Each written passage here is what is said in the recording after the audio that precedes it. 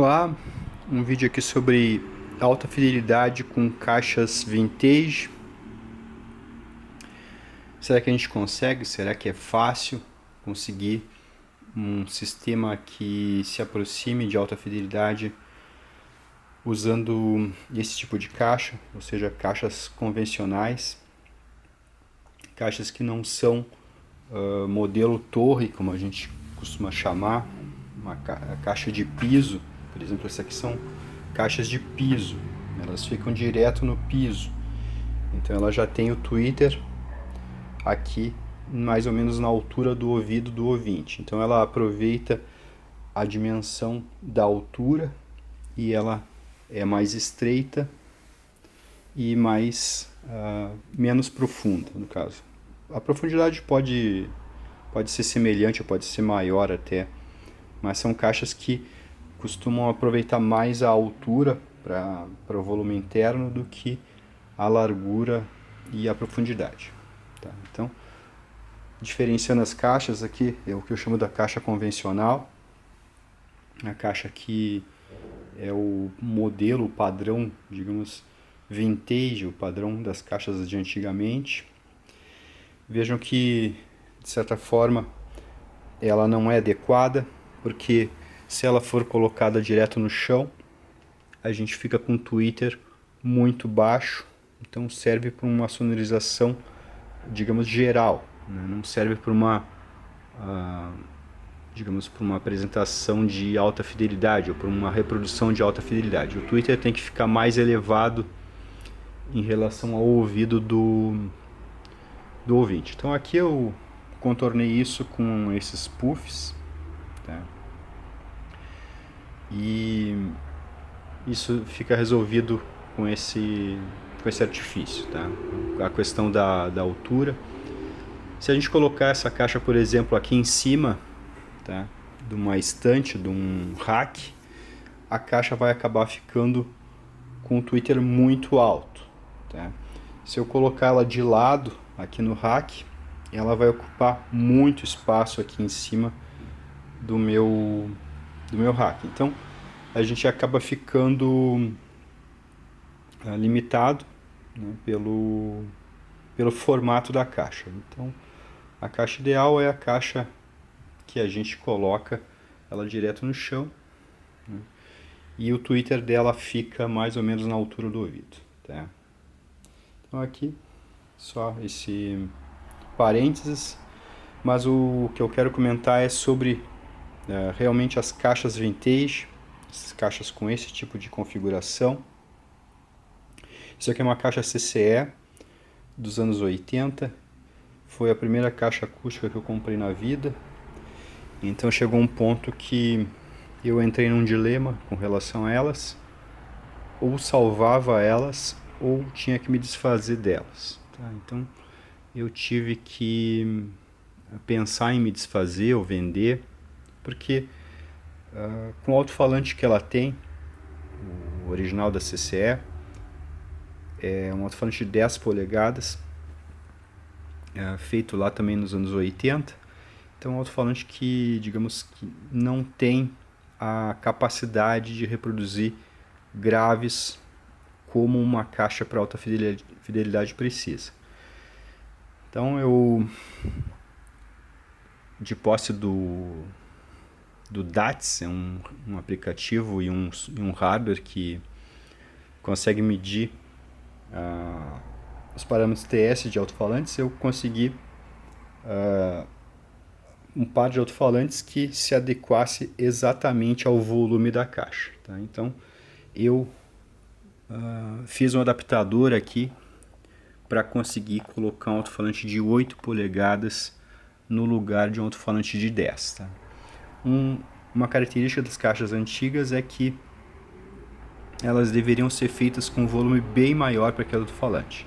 Então a caixa antiga lá que tem alto-falante de 10, aquele volume mais ou menos é adequado para um alto-falante de 8 e assim por diante.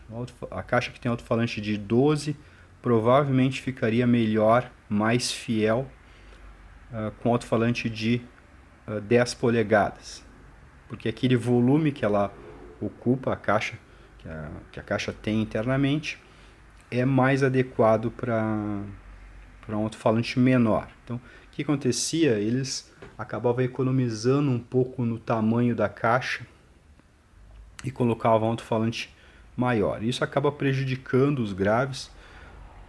O volume da caixa, o tamanho dela, ele é destinado somente à reprodução dos graves. O mid-range não precisa de volume de caixa, não precisa de madeiramento, o tweeter não precisa de madeiramento. Só quem precisa do madeiramento é o woofer. Então, o woofer tem que estar com a caixa adequada às suas características. Tá?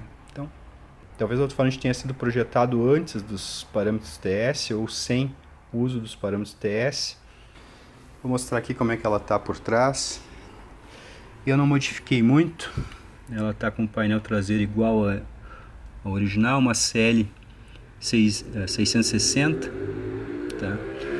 Ela realmente não é uma estrutura muito boa. Deixa eu virar a luz aqui. Iluminei.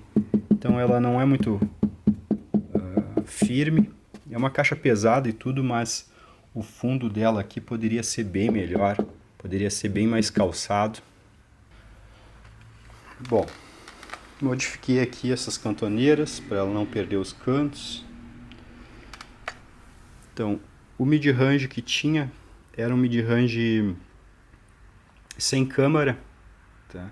Esse aqui é um mid-range M120, então ele tem uma câmara atrás dele.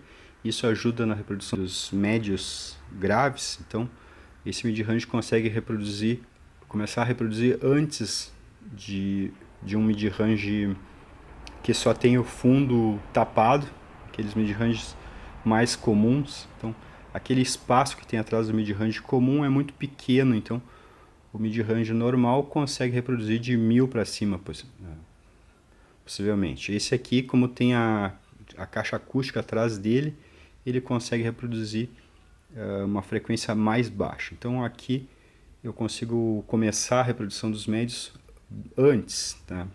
Então eu consigo combinar com esse woofer aqui.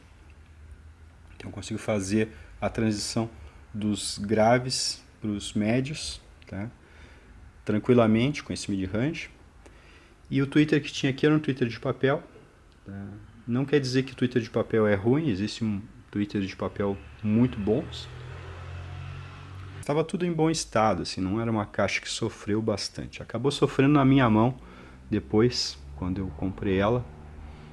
Fiz bastante festinha com essa caixa, com a configuração original dela, o woofer original, o alto-falante original, quer dizer, o mid-range original e o tweeter original. Esse woofer aqui é um woofer chinês, tá?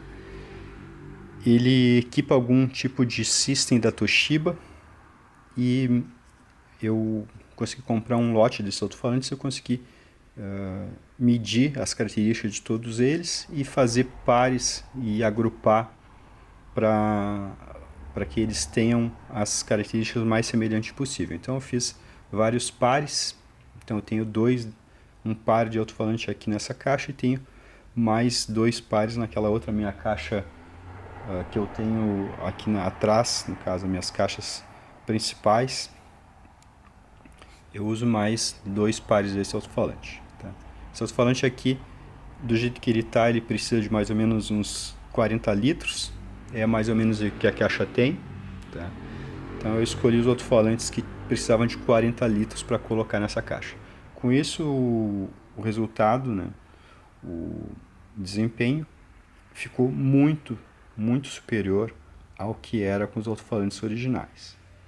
Então a caixa, eu tornei a caixa uma caixa vintage, tornei ela uma caixa de alta fidelidade.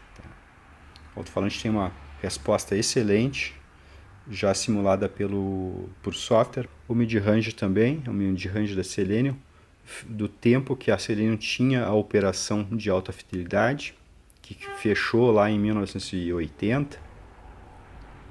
E o tweeter é um tweeter chinês que eu já levantei a curva dele no RTA, até tem vídeo no canal aí sobre a curva desse tweeter. Então tá tudo casado aqui para que isso tenha um nivelamento. O woofer tem um rendimento baixo, tá? Então eu baixei o rendimento do mid-range e baixei o rendimento do tweeter com resistores de LPAD. Tá? Na verdade são LPADs com resistores. É um circuito, procura aí na internet, que vai ter os calculadores de LPAD. Isso aqui eu já desliguei logo que eu comprei ela, porque isso aqui só dá mau contato.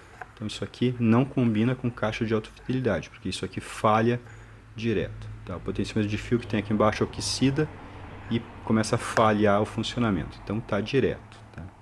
O crossover da caixa foi eu que fiz, enrolado à mão. Então eu fiz exatamente para esses componentes. Tá? Então eu vou mostrar aqui como é que fica o som dessa caixa. Eu já mostrei antes em outros vídeos, mas agora eu estou com um equipamento um pouco melhor aqui para gravar. Tá? Então eu vou tocar uma música aqui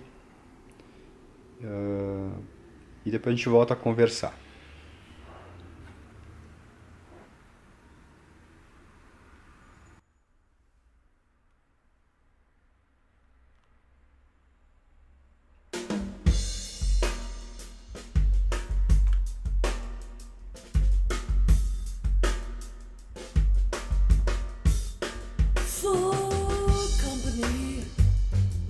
Lots of MTV, stylish imagery, advise, connect and contrive to take me far away from me.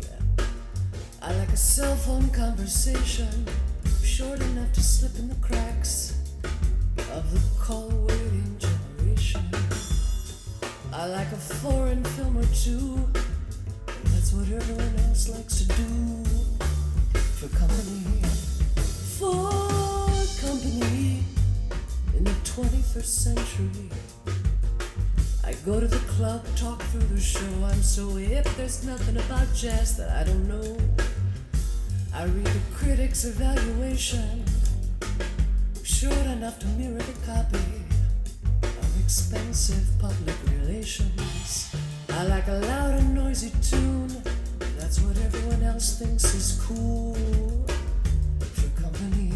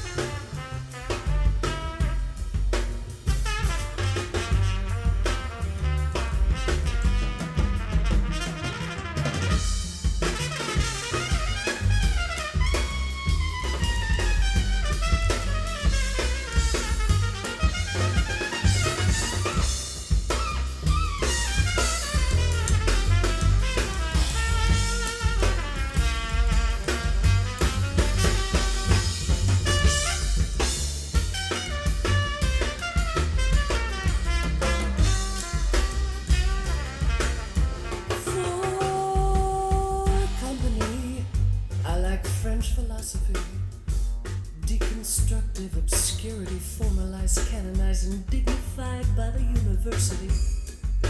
I like a trendy indecision, weightless enough to forget the forgetting of which nothing bears repetition. I like an expensive aperitif, if that's what everyone else thinks is neat. For company.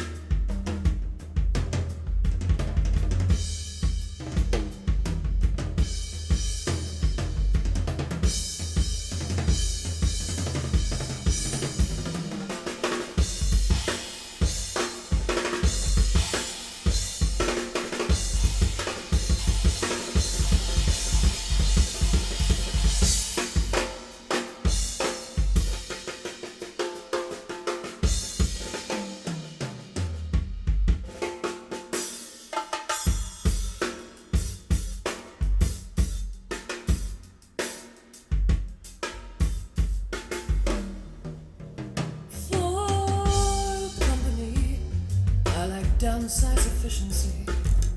Touch-tone community, digitized, expedited, and systematized for fiber optic fraternity. I like a faceless congregation, plastic enough to remove the discomfort of intimate association. I like an ethnic look and feel. That's what everyone else thinks is real for company.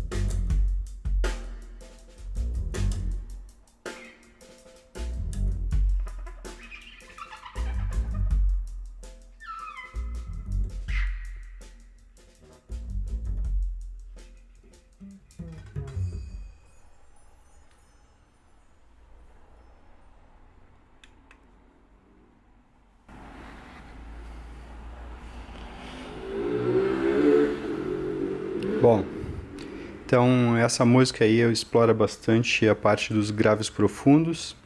Se for escutar isso no celular, no notebook, no fonezinho de ouvido que ganha no aeroporto, não tem como escutar os graves, tá? Então, sugestão, um bom fone de ouvido, enquanto dá para comprar ainda. Um bom fone de ouvido aí a gente consegue a partir de uns R$500, já obtém um bom fone de ouvido, uma referência, porque se no fone de ouvido tem graves, nas caixas também tem que ter, tá?